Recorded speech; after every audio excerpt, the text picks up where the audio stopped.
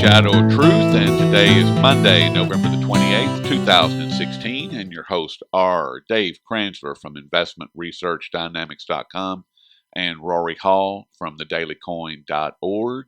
Dave, what's going on? Well, I just want to say that I came back from vacation, the luckiest man in the world, and not because I made the proper not list. Well, congratulations on both. I must not be trying hard enough because I didn't make the list, but that's okay. If anyone should have been on the list, you should have been. Well, I don't know. I'll have to try harder. That's all I can say. Well, that's all right. Let's try to talk about Black Friday and the gold market. Let's do. Black Thursday, Black Friday, Black November. It's all black. You know, the talking heads on TV, every time that you turn it onto any of the national news, no matter which flavor it is, they're all touting, the average consumer is going to spend approximately $930 some odd dollars, blah, blah, blah. And come to find out, well, maybe not so much.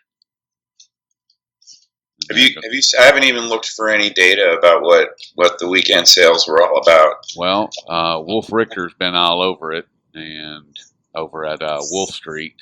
Yep, he does a good job. Yes, he does. And according to him, sales were down, and the average sale was around $289, which is down about $10 per sale or per person from last year, from 2015, and that represents about a 3.5% drop. And this is across the board: brick and mortar, online. Online sales are way up. Brick and mortar sales are way down. And according to those numbers, they're about 1/3 of the way. They're less than 1/3 of the way to this supposed $930 some odd dollars per person spending for the holiday season. And every time that I heard that, I just kept thinking, they're setting the people up, they're setting the masses up for this expectation that that's what they're supposed to spend. And if they don't hit that, somewhere in that neighborhood, $850 to $1,000, then they are probably questioning, well, what's wrong with me? Why can't I be average? Why am I not middle America? These types of things start coming into play. That's the only thing I could think of. It's like dirt bags. Well, I know from email reports from subscribers who went out on Friday, they said it was very quiet. And that may be part of it, may be just people have gotten conditioned now. I mean, if you wait until a week before Christmas, you get even better prices than Black Friday. Yes. And most places started advertising, Black Friday sales early in November. Right, so right. They're like Black Friday prices this Friday, so yeah. That probably pulled some sales forward. It probably pulled some sales away from Black Friday. Well, according to the NRF, which is the National Retailers Federation, yes, that there were a lot of shoppers, but not as many buyers. That the sheer volume of people in the brick and mortar stores was up, but the number of people that were actually purchasing was down. So yeah, I believe that. Yes, I do too. Again, I think people have gotten conditioned to waiting till just before Christmas, because that's when retailers really try to spill their guts and move inventory. Yeah, and if you're like me and you don't observe Christmas, being Jewish and my family celebrates Hanukkah, if there's anything that I want to buy and get a great deal on, if you actually wait till the first week of January, that's when they really take prices down. Exactly. Because they've got to get it out. Right. And so I think that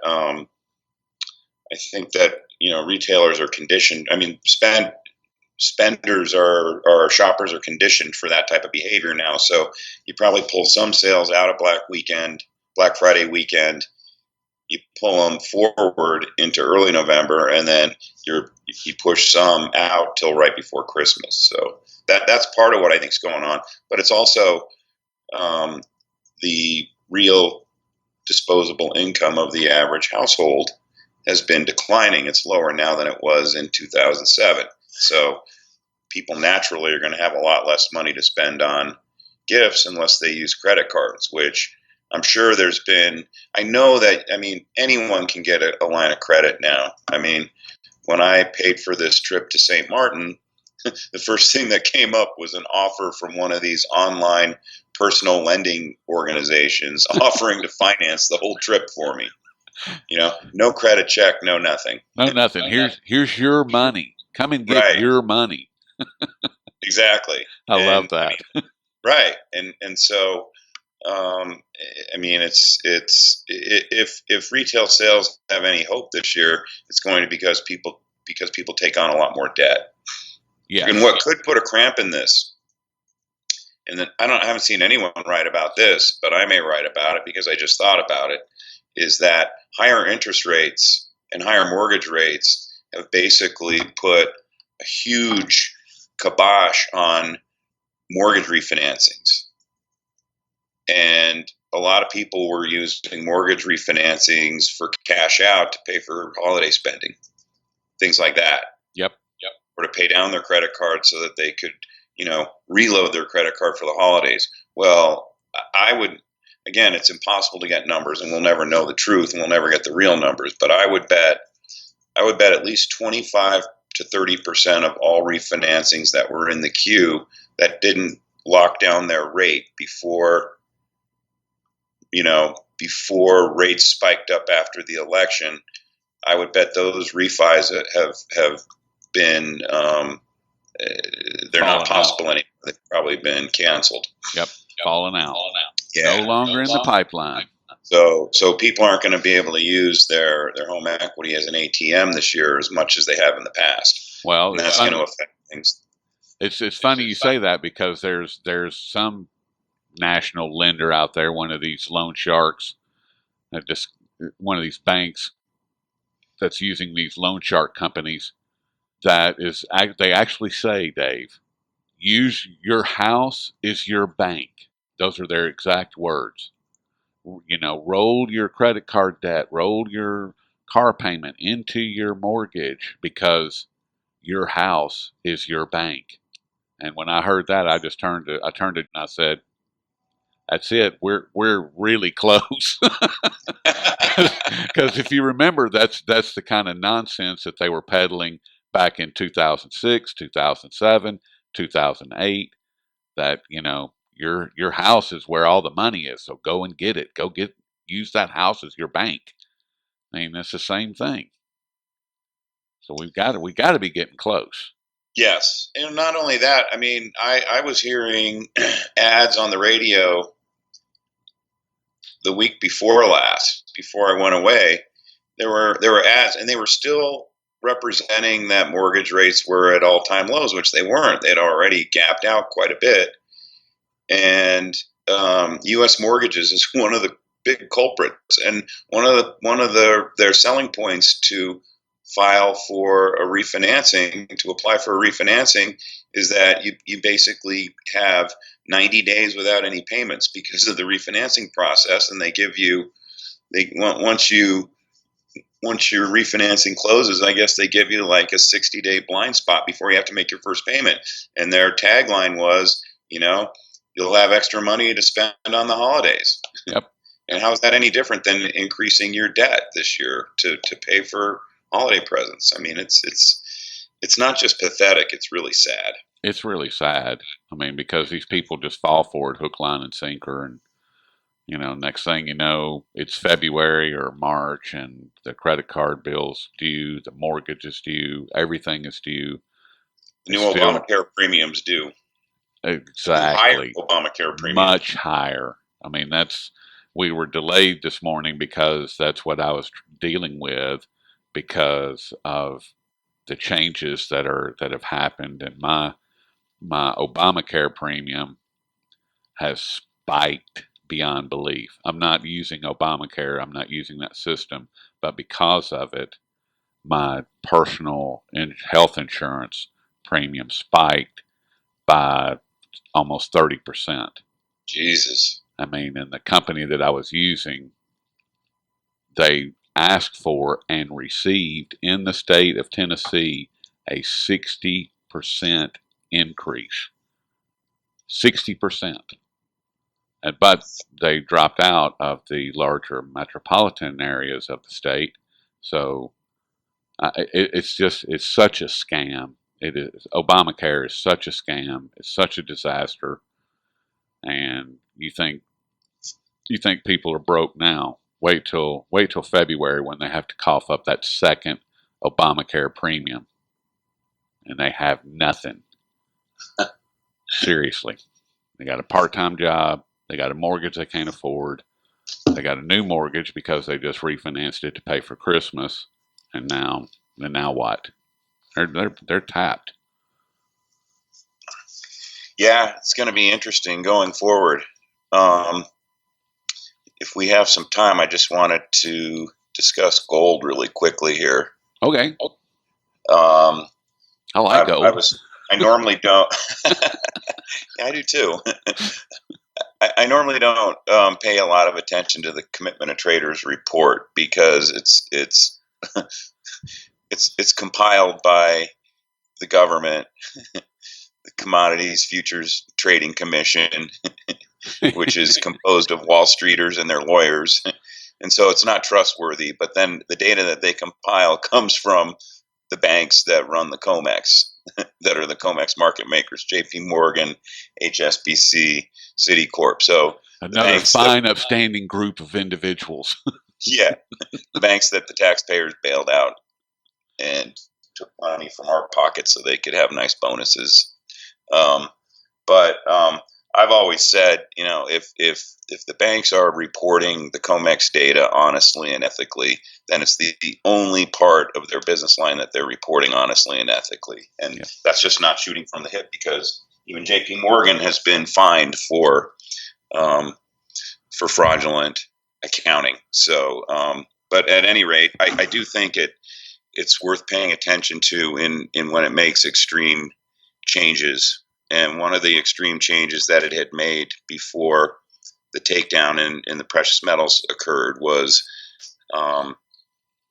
the banks had gotten very, very short gold, and their long positions had been taken down considerably. And the other side of that trade was the hedge funds, which had gotten extremely long gold contracts, and their short positions were very low. And whenever that setup is in place is usually when they start attacking the precious metals. Yep. And what they do is they trigger, they start bombing the COMEX when the COMEX opens in the morning, and obviously Asia is closed, so they bomb it with paper, which we've seen several times over the last 4 to 8 weeks. And it triggers stop losses set, and that helps force the price down. And then what happens is, and this is a wash, rinse, repeat thing, because I've tracked this pattern now for about 12 years. And so what happens is that it gets to a point where the banks cover their shorts, they make a lot of money, and they start to get long. So their net short position is significantly reduced. And at the same time, the hedge funds, chasing the momentum lower, end up dumping their long positions, not completely, but most of it, and they end up piling into the short side. And I think that's probably most of the hit that we saw last week was hedge funds actually doing the shorting, and not necessarily the cartel banks. And I happened to look at the Commitment of Traders report that was released that would have been effective through last Tuesday. And lo and behold, I had noticed the week before there was a massive decline in the bank short positions and an increase in their long positions. And conversely, there was a massive decline in the hedge fund long positions and a big increase in their short positions. And it was also echoed in the category called non-reportables, which is it's retail traders, and were dumping longs and piling into the short side. And we know the retail traders typically the perfect contrarian signal. So I don't know how long it's going to take before this cycle completely washes out, but I do think we've seen the bulk of the downside move.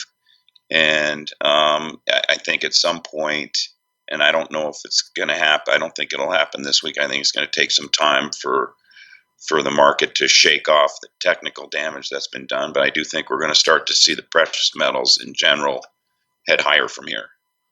Well, they spiked up last night pretty good. And when I looked at it, somewhere around 8 o'clock Central, something like that, there was a really nice upward trend. And lo and behold, this morning, down. All of the gains, or not all of them, but a very significant portion of the gains that were made overnight are all gone. And it looks like it's currently trying to move back up this morning. So we'll see how that plays out. Yeah, I'll tell you, I was actually up at a little after 3 a.m. Denver time, and we've seen this pattern repeatedly for the last 12 weeks where gold goes up overnight and then gets hit either right after the AM fix in London or when the COMEX opens. So at 3:05 a.m. Denver time, 5:05 New York time, gold futures were at 1193, up 1230. And by the time the COMEX opened, they were up about $3. They were down to like 1185 or something. Yeah. Now they're back up to 1189. So they are starting to rebound. And again, that's a good sign because typically over the last 8 to 12 weeks, what's happened is they smash the metals when the COMEX opens, and there's no bounce until Asia opens up, of course. But we're seeing a bounce now, so I do think that's possibly a positive sign. And speaking of Asia, one last thing, and then we'll get out of here. Modi and India and the unintended consequences, according to some of the reports that I've read over the past few days.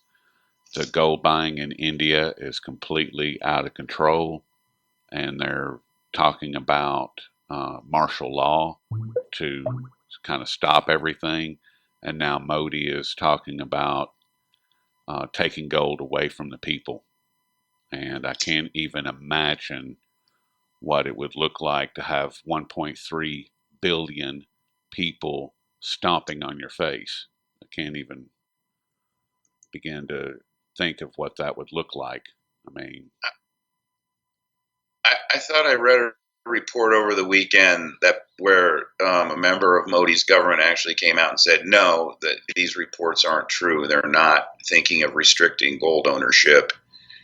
They didn't say anything about making legal importation more difficult, whether or not they were going to do that, because that's one of the rumors. But I would just I'm just going to sit back and not really comment on what's happening in India, because what I've noticed is every time Modi tries to implement some sort of policy or product that'll take people's money away from buying physical gold. For instance, the paper gold product that they rolled out, that was a complete flop.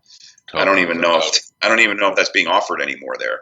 And so I think what's going to happen is there's going to be such a backlash from the populace that he's going to have to back down on all of this. I mean, I personally think, and I've bounced this off some people who know more than I do, that I think Modi's basically a lapdog for the West, and I think that's why he implemented those initiatives. Of course, right before the U.S. election, and we know what happened right after the election. Gold got hammered, and there were all these rumors flying around about, India, making imports illegal or making it harder to import, and all, taking gold away from the pot, and that's not going to happen. I think we just wait and see, sort of with an open mind to see how this plays out, because I just can't imagine that the population of India would stand by peacefully and let themselves get trampled on. Yeah, like I this. can't either. I mean, and I don't think that I don't think that they have a police force or military force large enough to stop the people. No. And some of that military and police force are going to be with the people. So, I mean, they have a problem. It'll also drive everything underground. I mean, look how much smuggling is going on. I mean, I kind of had always thought, based on years of reading about this, that their smuggling was 100 to 200 tons a year, and then that insider in the precious metals industry over there came out and said, the smuggling is accounting for at least 300 tons a year right now. So, if the government wants to lose out on the tax revenue of gold going into the company by driving it underground, they're basically shooting themselves in the foot. Yeah, I mean, how stupid can you be to not recognize that the people are still getting gold? It's going to happen, and it's going to continue to happen regardless of what they do. And instead of working with the people and trying to figure out the proper solution, that where the government gets what they need in order to function and the people get what they need to be happy, they just do these really implement these stupid policies that piss everybody off, and now the government's left, with even less revenue. Right. It's like, they'll figure that out eventually. I hope for the people's sake they do. Well, all right, Dave. Is that enough for him to chew on for a couple of days? I think so. It's more than enough for me to chew on. Well, all right. I guess we'll pick it up on Thursday and see where we stand. That sounds good. I'll talk to you then. All right, buddy.